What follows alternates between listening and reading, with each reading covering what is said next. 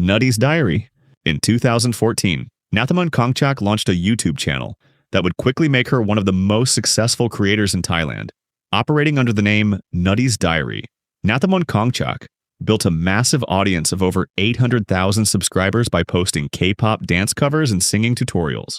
As her popularity soared, her content took a calculated, predatory turn. She stopped posting dance videos and began showcasing absolute proof of unexplainable wealth. During a prominent Thai television appearance, she and her mother boasted to the public that they owned 14 luxury vehicles and employed a household staff of 22 people. To an audience that had watched her grow up on screen, the message was clear. She had cracked a financial secret they hadn't. Calling herself Coach Nutty, she claimed to be a master Forex trader, capable of generating over $100,000 in a single day. She offered her loyal subscribers guaranteed investment contracts, promising astronomical returns of up to 35% a year. More than 6,000 victims handed over their life savings. But by 2022, the promised payouts completely stopped. She made a startling confession on Instagram, admitting that a catastrophic trading error had entirely wiped out $59 million amidst the growing public outrage.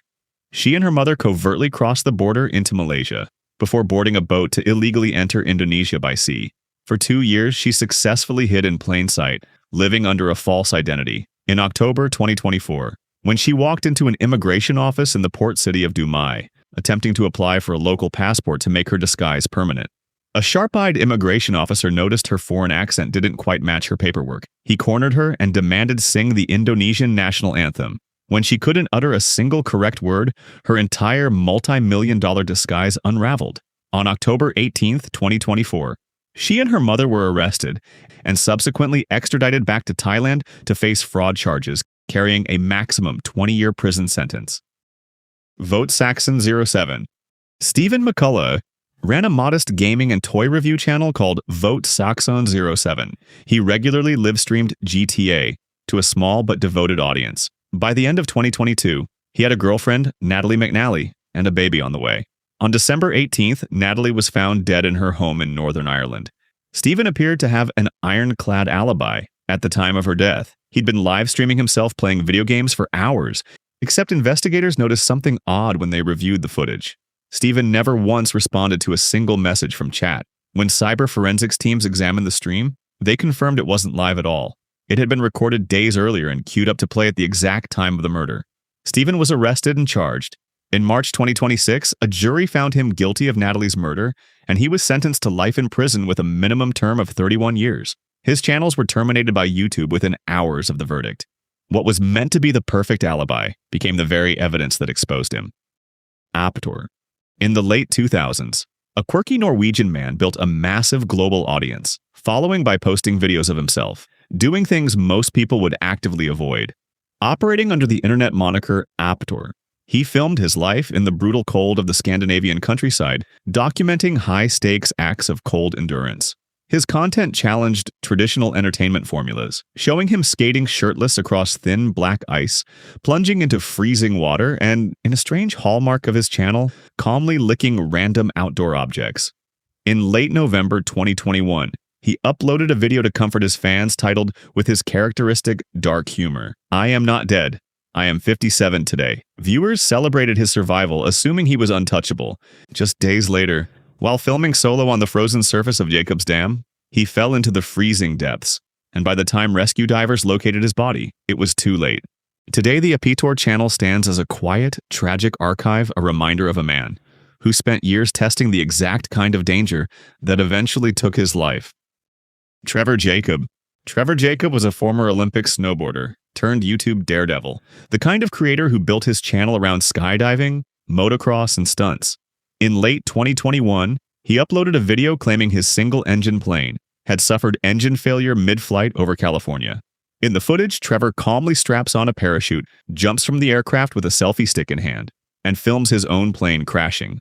The video was framed as a terrifying near-death experience, and it exploded. Millions of views within weeks.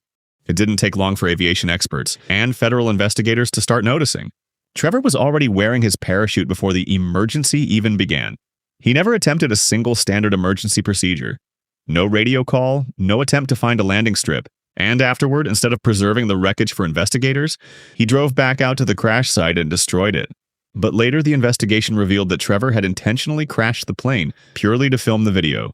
In 2023, he pleaded guilty to destroying evidence and lying to investigators, and was sentenced to 6 months in federal prison, an ending that turned his most viral video into the reason his career fell apart. Snakebit McGee. Kenny Veach ran a small hiking channel, then under the name Snakebit McGee, filming himself trekking solo through the deserts of Nevada and California. He built a minor reputation for surviving extreme heat, hiking without backup, and deliberately getting too close to local rattlesnakes. But in June 2014, a single comment he left on a video about Area 51 permanently altered his digital legacy. Kenny claimed that during an undocumented hike, he stumbled upon an isolated cave opening, shaped like a perfect capital letter M. He wrote that as he approached the entrance. His entire body began to vibrate with an intense, unnatural frequency, forcing him to flee in terror. He never stepped inside. The comment spread fast. For a community deeply invested in hidden government installations, a mysterious, physically vibrating cave near Area 51 was the ultimate conspiracy. But Kenny had no footage, no coordinates, nothing but his word, and viewers wanted proof. Under mounting pressure to back up his own story, he returned to the desert later that year to locate the cave on camera, but came up completely empty-handed. The backlash from that failed trip pushed him to try one more time. In November 2014, Kenny told his girlfriend he would be back the next day, took his camera, a firearm, and went out to find the M-shaped cave. A final time. Search crews eventually found his phone near an old mine shaft, and his car parked hours away, but no trace of Kenny himself was ever found. The original comment detailing the M-shaped cave was mysteriously wiped from YouTube shortly after his disappearance, triggering over a decade of speculation. Neither the M-shaped cave nor Kenny Veach have ever resurfaced.